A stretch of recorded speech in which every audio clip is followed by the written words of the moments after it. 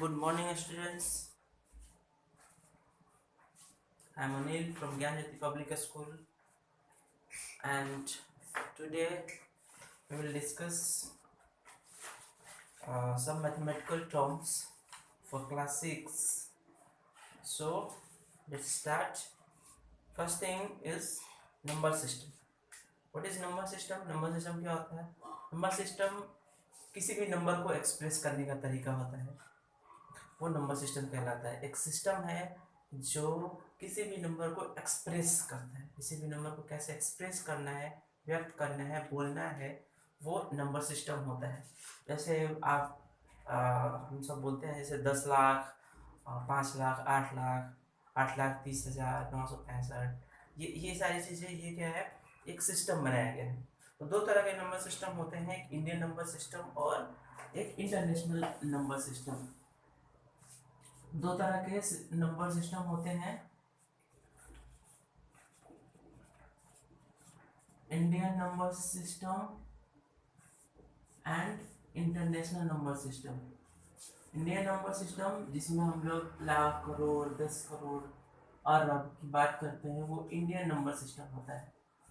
और जहाँ पे हम मिलियन, बिलियन, ट्रिलियन इसकी बात करते हैं, वो इंटरनेशनल नंबर सिस्टम होता है। इंटरनेशनल नंबर सिस्टम, जैसे कोई नंबर हम लेते हैं 37,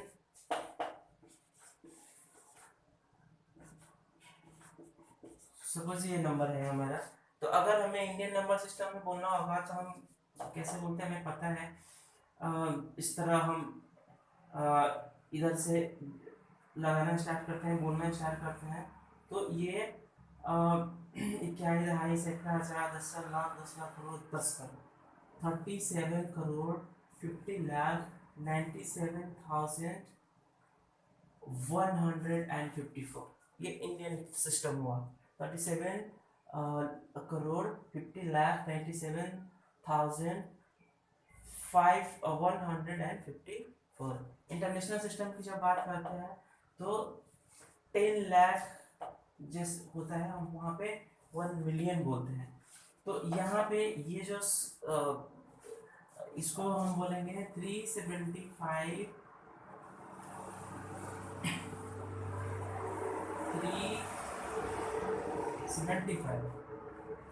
ये million one, million 375 million 97,000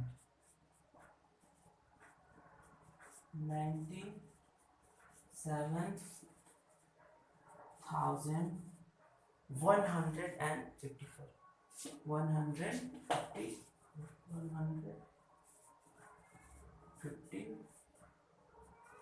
154।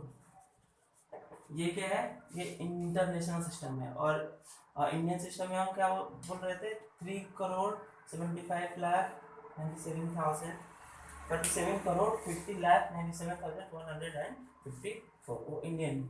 Lakh, crore, अरब की बात करते हैं तो हमारा इंडियन सिस्टम है। और नंबर सिस्टम उसको बोलेंगे। और ये इंटरनेशनल, जब मिलियन, ट्रिलियन, बिलियन इसकी बात करते हैं। उसके बाद दूसरा टर्म है जो आपको पढ़ना है, फेस वैल्यू और प्लेस वैल्यू।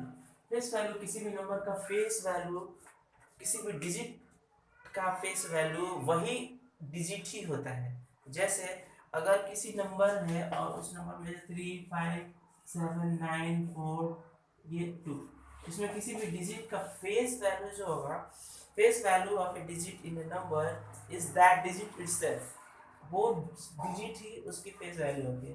जैसे इस नंबर में 7 की फेस वैल्यू क्या होगी, 7 ही होगी। इस नंबर में 5 की अगर फेस वैल्यू की बात करेंगे तो क्या होगा, 5 ही होगा। तो इस तरह किसी भी डिजिट की का फेस वैल्यू किसी नंबर में वो डिजिट ही होता है। तो फेस वैल्यू किसी भी 4 का 4 ही होगा, 9 का 9 ही होगा, 2 का फेस वैल्यू 2 ही होगा। इसी तरह ये फेस वैल्यू होता है। उसके बाद दूसरी चीज़ है प्लेस वैल्यू। प्लेस वैल्यू क्या होता है, नाम से जैसे पता चल रहा है कि ये प्लेस या पोजीशन बताता है। It is value of the place or position of the digit. तो अब जैसे 9 की बात करते हैं, 9 का प्लेस वैल्यू क्या होगा? तो 9 का प्लेस वैल्यू 9 पे के बाद जितने भी डिजिट्स हैं अपने जीरो और बैठा ये इसकी प्लेस वैल्यू होगी। प्लेस फेस वैल्यू मैंने बताया था जैसे वही डिजिट होगा, तो अगर फेस वैल्यू 9 का पूछता तो 9 ही होता, लेकिन प्लेस वैल्यू 9 के बाद जितने डिजिट्स हैं उतने जीरो और बैठा तो वो उसकी अब प्लेस वैल्यू हो जाएगी। उसी तरह किसी भी नंबर का अगर आपको चाहिए 5 का चाहिए तो 5 के बाद कितने डिजिट हैं 1 2 3 4, तो 5 के बाद 4 जीरो आप लगा दो वो उसकी प्लेस वैल्यू है। एक्सपेंडेड फॉर्म क्या होता है? एक्सपेंडेड फॉर्म अब है, एक्सपेंडेड फॉर्म का मतलब किसी नंबर को एक्सपेंड करने का तरीका है, एक्सपेंडेड फॉर्म कहलाता है। जैसे अगर हम एक नंबर लिखते हैं 1 3 5 7 9 2, ये इसको एक्सपेंड करना है तो सारे आप अलग अलग सारे डिजिट्स का प्लेस वैल्यू निकाल के सबको ऐड करो। जैसे 1 का प्लेस वैल्यू आप निकालोगे तो 1 के बाद 1 2 3 4 5 जीरो है, 1 2 3 4 5 प्लस के साथ इसको लिखेंगे।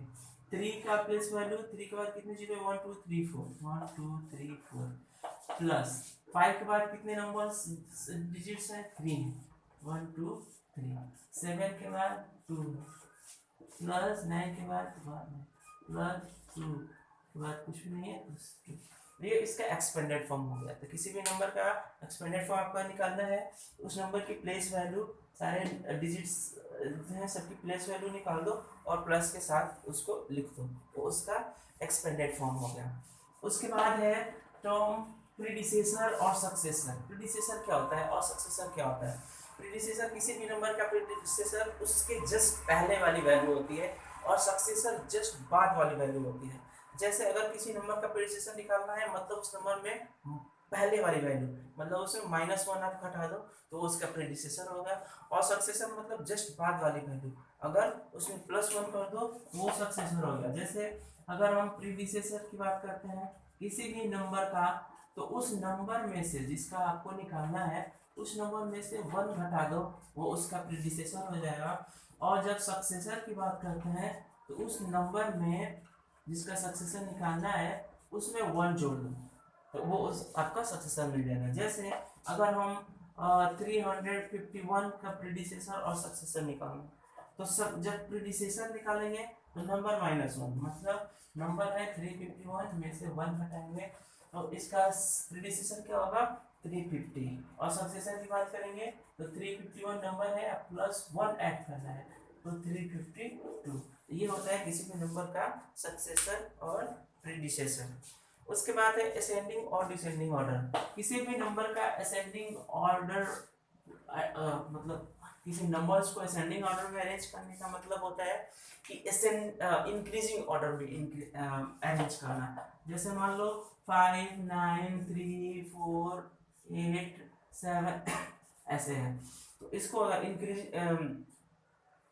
असेंडिंग ऑर्डर में करना है तो असेंडिंग ऑर्डर मतलब आप ध्यान रखना कि असेंडिंग ऑर्डर का मतलब होता है increasing order. Increasing order means बढ़ते क्रम, इंक्रीजिंग ऑर्डर। और डिसेंडिंग ऑर्डर का मतलब होता है descending order means decreasing order मतलब घटते क्रम। जैसे ये नंबर्स हैं ये डिजिट्स दिए हुए हैं नंबर्स हैं उसको आपको असेंडिंग ऑर्डर में अगर आपको करना है तो असेंडिंग ऑर्डर में क्या होगा 3, इसको क्या इंक्रीज बढ़ते क्रम में सबसे पहले सबसे छोटा, उसके बाद उससे बड़ा कौन सा है 5 है, उसके बाद 7 है, उसके बाद 8 है, 9 है। ये हो गया इंक्रीजिंग ऑर्डर मतलब असेंडिंग ऑर्डर में। अब डिसेंडिंग ऑर्डर में अगर आपको लिखना है तो पहले सबसे बड़ा, उससे छोटा, उससे छोटा, उससे छोटा, फिर सबसे छोटा, ये हो गया descending order.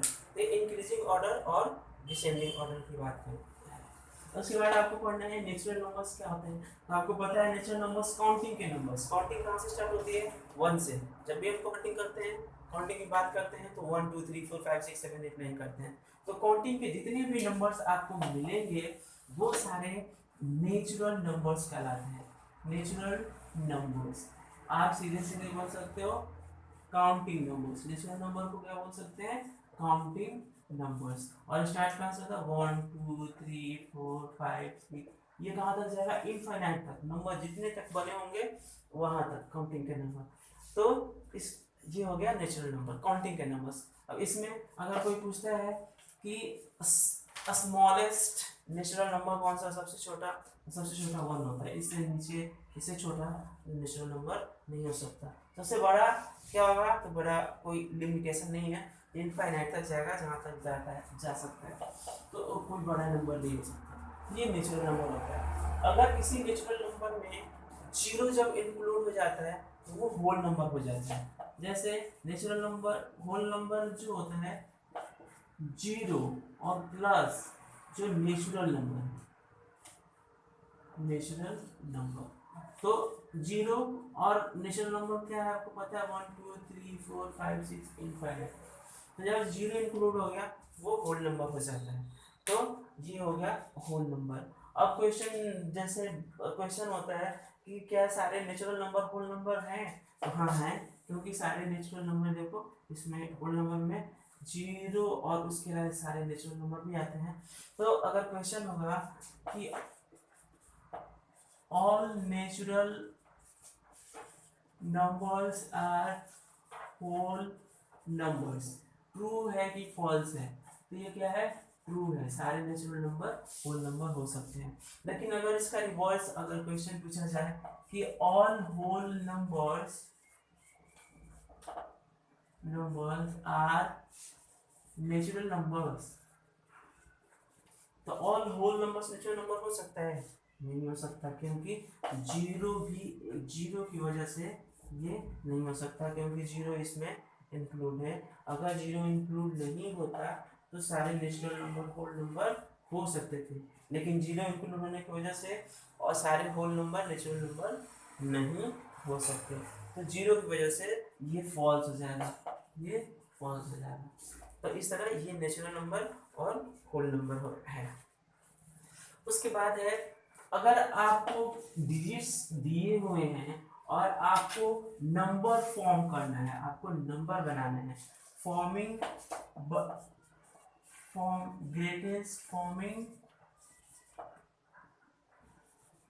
The greatest and the smallest number. आपको अगर नंबर फॉर्म करना है, आपको डिजिट्स दिए हुए हैं और अगर आपको फॉर्म करने हैं नंबर्स ग्रेटेस्ट एंड स्मॉलेस्ट, तो कैसे फॉर्म करेंगे, तो दो इसमें होते हैं तरीका। एक तो जिसमें होता है कि विदाउट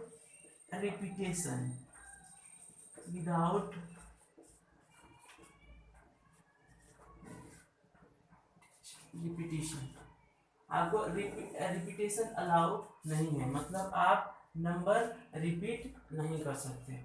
और दूसरा है विथ रिपीटेशन, आपको नंबर रिपीट करने हैं। एक में आप नंबर रिपीट नहीं कर सकते, दूसरे वाले में आपको नंबर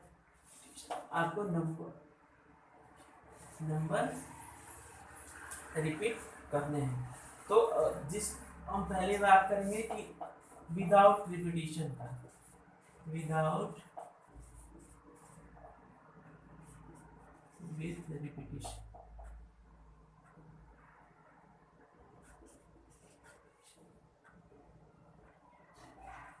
विदाउट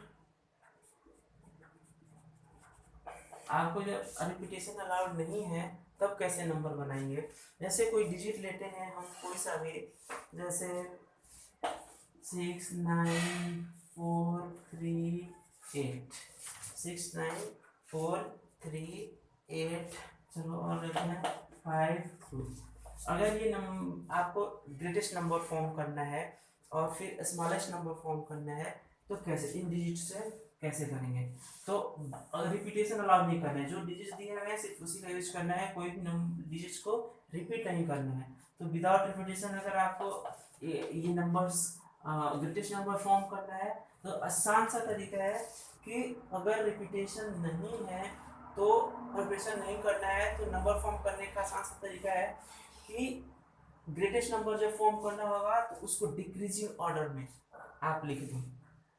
जैसे ग्रेटेस्ट नंबर आपको फॉर्म करना है, ग्रेटेस्ट तो इसको डिक्रीजिंग ऑर्डर में कर दो। तो डिक्रीजिंग ऑर्डर मैंने अभी आपको बताया था कि सबसे बड़ा उससे छोटा उससे छोटा उससे छोटा। तो सबसे बड़ा कौन सा है? 9 है, उसके बाद 8 है, उसके बाद 6 है, उसके बाद 5 है, उसके बाद 4 है, फिर 3 है, फिर 2 है। यही सबसे ग्रेटेस्ट नंबर होगा। इससे ग्रेटेस्ट नंबर, इससे बड़ा ग्रेटेस्ट नंबर अब नहीं हो सकता। और यहाँ पर रिपीटेशन कोई भी डिजिट रिपीट भी नहीं हुआ है। 2 4 6 7 2 4 6 7 7 डिजिट्स है। 7 डिजिट से ये जो नंबर बना वो ग्रेटेस्ट नंबर बना। तो ग्रेटेस्ट आप याद रखना, ग्रेटेस्ट जब भी बात करें तो आप डिजिट्स को डिक्रीजिंग ऑर्डर में आप लिख दो, वो ग्रेटेस्ट नंबर। और जब स्मॉलेस्ट नंबर की बात करेंगे उसको इंक्रीजिंग ऑर्डर में। तो 2 3 4 5 6 8, ये क्या हो गया? ये सबसे इन डिजिट्स का सबसे स्मॉलेस्ट नंबर क्या हो गया? ये हो गया। और डिक्रीजिंग ऑर्डर में कर दिया तो वो ग्रेटेस्ट हो गया, और इंक्रीजिंग ऑर्डर में कर दिया मतलब असेंडिंग ऑर्डर में, इंक्रीजिंग ऑर्डर में कर दिया तो ये स्मॉलेस्ट नंबर हो गया। इस तरह आप नंबर विदाउट रिपीटेशन के नंबर्स बना सकते हो। मतलब नंबर्स को डिक्रीजिंग और इंक्रीजिंग ऑर्डर में बना के लिख के उसका डिक्रीजिंग में करोगे तो ग्रेटेस्ट नंबर, इंक्रीजिंग में करोगे तो स्मॉलेस्ट नंबर। ये तो हो गया विदाउट रिपीटेशन की बात। अगर रिपीटेशन अलाउड हो, अगर रिपीट करना होगा, जैसे कोई नंबर लेते हैं 2 3 5 9, चलो ये नंबर है, 4 डिजिट्स दिए हुए हैं और इससे आपको नंबर फॉर्म करना है। तो ग्रेटेस्ट नंबर, और सपोज मान लो आपको 5 डिजिट का एक नंबर ग्रेटेस्ट नंबर बनाना है, 5 डिजिट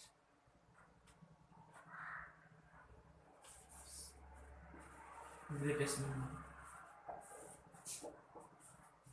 ठीक है, या 6 डिजिट्स का ग्रेटेस्ट नंबर आपको बनाना है। तो कैसे बनाएंगे?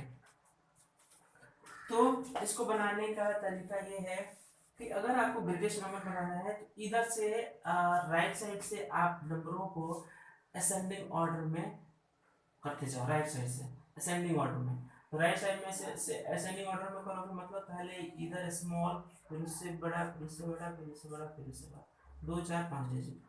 तो सबसे पहला क्योंकि इंक्रीजिंग ऑर्डर में राइट साइड से करना है तो सबसे पहले 2, उसके बाद 3, उसके बाद 5, उसके बाद 9। अब तो यहाँ पे रिपीटेशन अलाउड है तो किस नंबर को रिपीट करेंगे? तो सबसे लास्ट में बड़ा वाला नंबर जो होगा, सबसे ग्रेटेस्ट नंबर होगा, उसको हम एक बार और रिपीट करेंगे। ये 5 डिजिट का सबसे जो डिजिट्स दिए हुए हैं सबसे ग्रेटेस्ट नंबर होगा। वही 6 डिजिट का बनाना होगा तो 1 2 3 4 5 6, सबसे पहले छोटा वाला, फिर 3, फिर 5, फिर 9, ये 4 हो गए डिजिट्स। अब बचे 2 तो बड़े वाले डिजिट्स को रिपीट कर देना। तो ये क्या हो गया? ग्रेटेस्ट नंबर बन गया। अब अगर स्मॉलेस्ट नंबर अगर इन्हीं से बनाना होगा तो स्मॉलेस्ट कैसे बनाएंगे? तो स्मॉलेस्ट नंबर बनाने का तरीका होता है कि वही चीज जो आप ऐसे इंक्रीजिंग ऑर्डर में कर रहे थे अब डिक्रीजिंग ऑर्डर में, जैसे 5 डिजिट का स्मॉलेस्ट बनाना है, 5 डिजिट का स्मॉलेस्ट, और ये 4 डिजिट दिया हुआ है आपके पास, तो 1 2 3 4 5। तो सबसे पहले बड़ा वाला नंबर लिखेंगे 9, उसके बाद 5, उसके बाद 3, उसके बाद 2, लास्ट में सबसे छोटे वाले को हम क्या करेंगे? रिपीट कर देंगे। तो ये क्या होगा?